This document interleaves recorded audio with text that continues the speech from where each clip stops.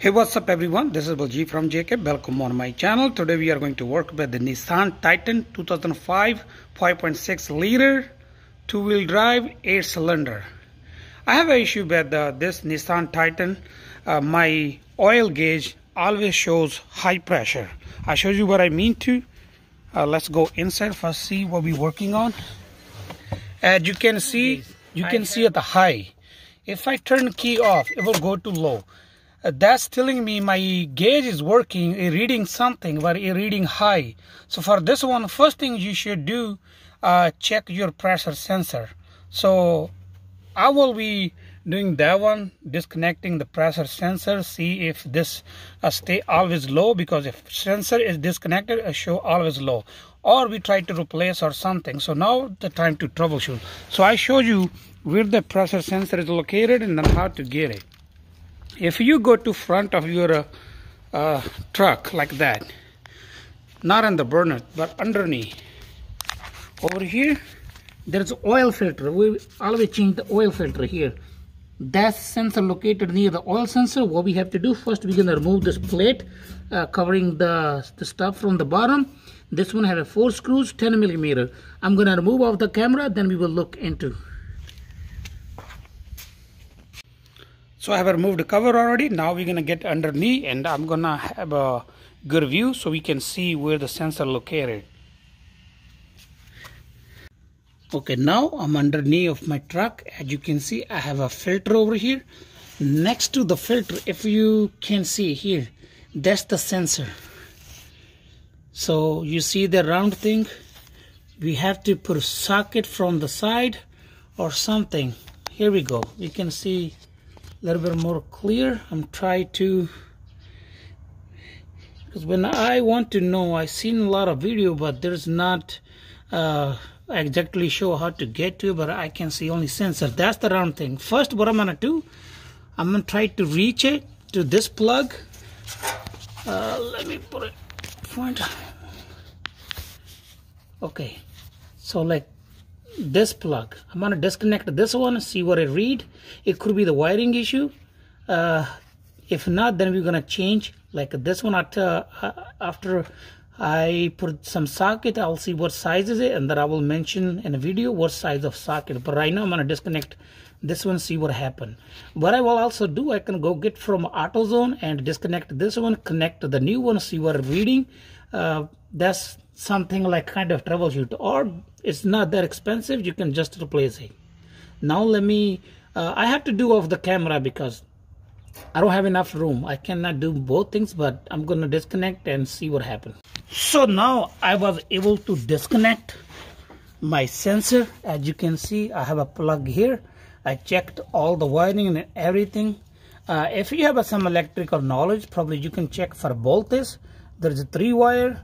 One like wire bring the voltage, the second one is takes I'm not sure how that sensor works. Probably it produces some kind of resistance when air or pressure goes in, something like that. So now I have it disconnected, then my gauge shows always low, which means tells me the sensor was the issue. Let's see, go in. I'm gonna put a key in and turn on. So now it doesn't move, and also give me light here. So which means tells me this needle doesn't move anymore.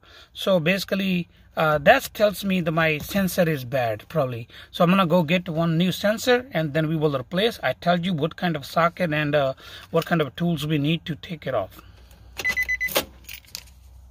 So after 4 or 5 days, I have received the sensor already. So today we will be changing sensor. But before you change sensor, make sure that's the right part for you, because the mistake can be happen.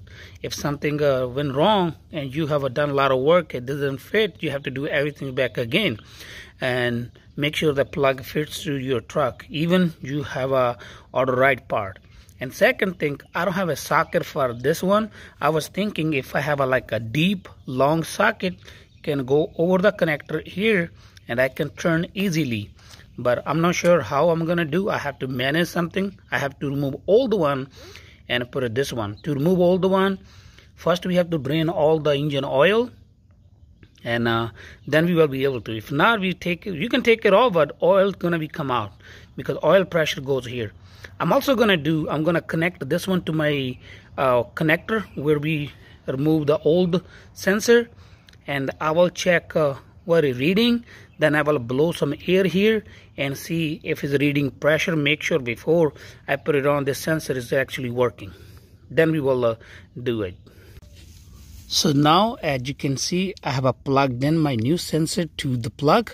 All the sensors still there, and I'm gonna see what needle reads.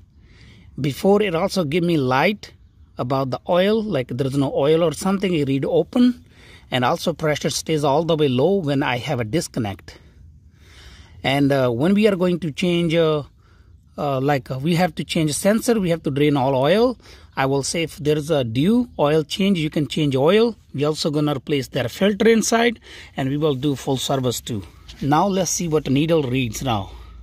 So needle still reads low, and oil shows there's none because there is no pressure.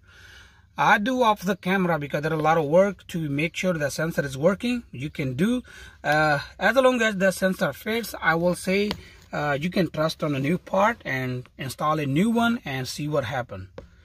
I will make some test, then I will put a new sensor. So now I'm gonna remove the old one. To remove old one, we have to drain all the oil, and then we will install new one, see what happens, if we're gonna fix our problem. So another thing I will say, before you drain oil, just to make sure you didn't drive your truck for like a couple hours, because the oil gonna be really hot, and then you can drain oil. If you just drive your truck right now, and that oil could reach to like about 200 degree, and be careful. So I removed that oil feeding cap from the top, and I have an oil drainer. I'm gonna put it under, and then we need a 14mm socket to remove that nut so we can drain oil. Over here, that's the nut we're gonna remove. Now I'm gonna wait to drain oil. As soon as oil drained, then we will remove oil filter, and also there's a hose side of the filter we have to remove it for easy access.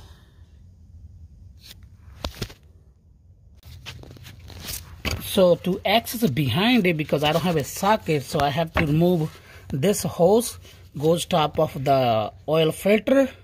I was thinking that's the oil pipe, but actually this one carry cooling water, probably making cold, like cooling the oil from here.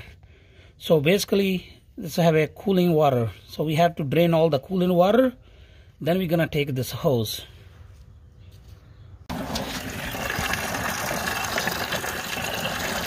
So what I'm doing, I'm draining in a bucket. If it will be clean, I will put it back. If not, I'll get the new one. And it's also time to change the cooling water.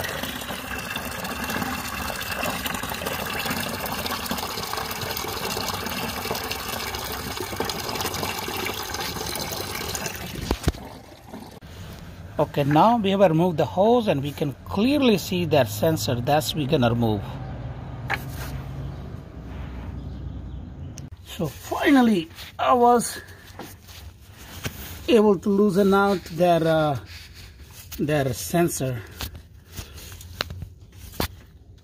So I'm gonna just spin it, take it off.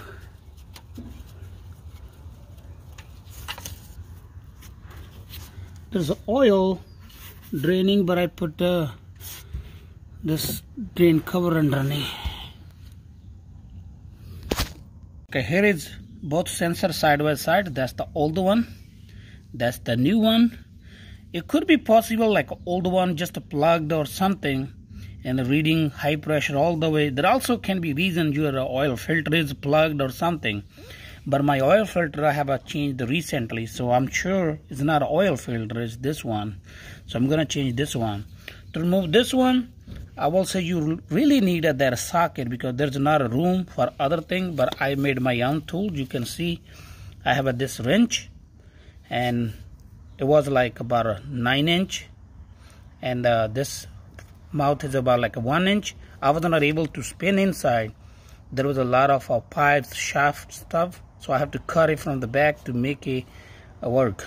But I will weld it later. But anyway, I have to fix this thing. So I got done with this one. Now we're gonna put the old one and change oil filter, put a new oil, and we will test it again. So now we have a finished changing sensor. I just go a little bit. Finished changing sensor. I have a changed oil filter. I put a hose back. I also put a new oil stuff ready to go. And here we go. After like that, before engine start, there's no leakage. So just to make sure. What we can do, we just clean it out from the bottom. If there is going to be any leakage after engine start, then we will notice. Now let's we start engine, or we check how it shows.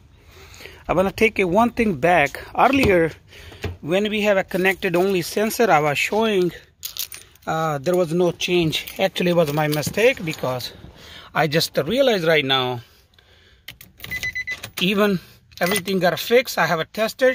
It still shows the same, because we have to start the engine to make actual see if it's gonna work or not. Let me put my camera on the side, see if we can see clear view. As I say, I don't have a big experience about the car or something. I know common things like just the basics.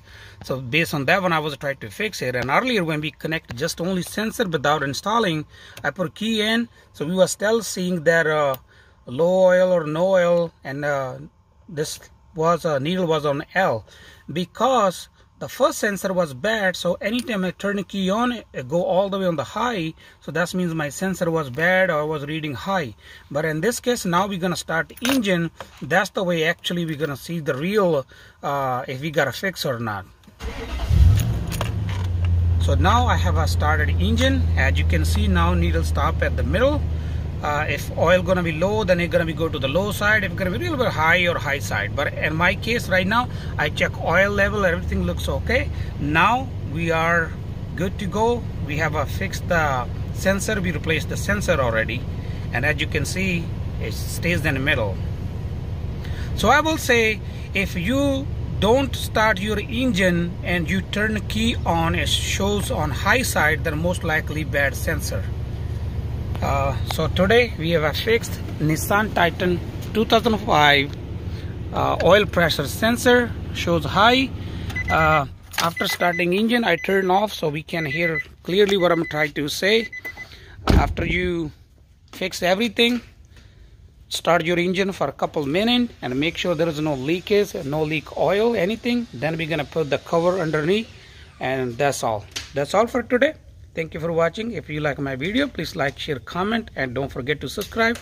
Thank you for watching. Meet you in next video with the new topic.